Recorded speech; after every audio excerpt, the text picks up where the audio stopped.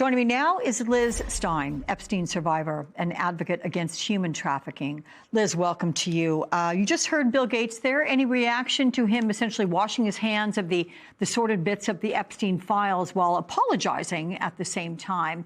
Should he have known in real time that friendship with Jeffrey Epstein was a mistake? I think that's a question that we wonder about all of the men whose names we're seeing right now. I really don't know what to make of that. I think that anyone whose name is being exposed at the moment is trying to run for cover. And I want to reiterate that just because someone is mentioned in the files doesn't necessarily mean that they're accused of any wrongdoing. You're and right. That is why, well, that's why it's so important for the DOJ to do their job. All right, but as we look ahead to tomorrow, your sister survivor, Danielle Bensky, told me she does not trust anything Ghislaine Maxwell might say to Congress tomorrow. So what do you expect to hear, and what are the questions that you would hope lawmakers would press Maxwell on? Maxwell was central to this sex trafficking operation. And, you know, we haven't really heard a lot from Ghislaine Maxwell, and I don't anticipate that we're going to hear much from her tomorrow. I think that we're going to see her plead the fifth. And I think that when she does answer questions, that she will talk around the points in a way to distract. And I want people to understand that, you know, Ghislaine Maxwell has perjured herself before, both in depositions and in her discussion with Todd Blanche this summer. So I really don't know how much weight we can put anything that Ghislaine Maxwell has to say about what's happened.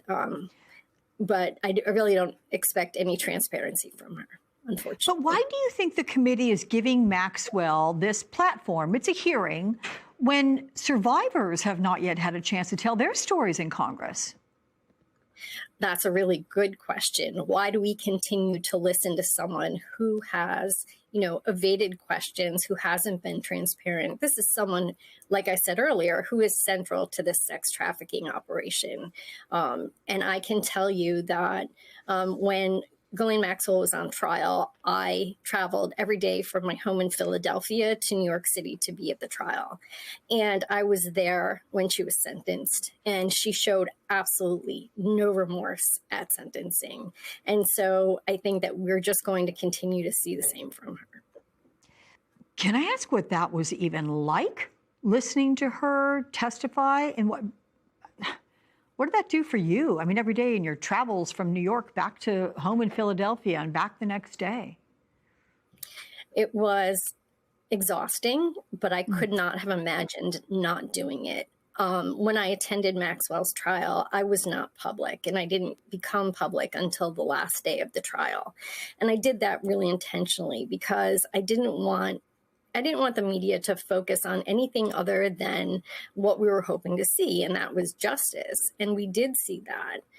When Maxwell was sentenced, I fought under the Crime Victims' Rights Act to be able to deliver a victim impact statement at her sentencing. And when I did that, I was very honest, brutally honest about what my life looked like after my involvement with Epstein and Maxwell.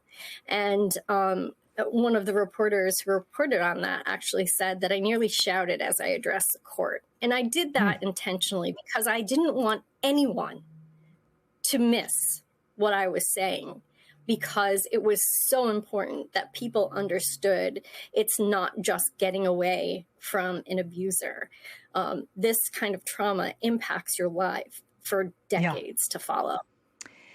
Liz, this is a hard question to ask, but we know the impact on you in your life. But given the vast number of girls and young women who are alleged to have been trafficked, do you think she recognized you, that she knew who you were? I don't think so. You know, This is a crime that by, you know, the Department of Justice own admission has over 1,000 victims. I can't say whether she remembered me or not, but it wasn't like she was emotionally invested in us. I think that it was just another girl, another girl, another girl.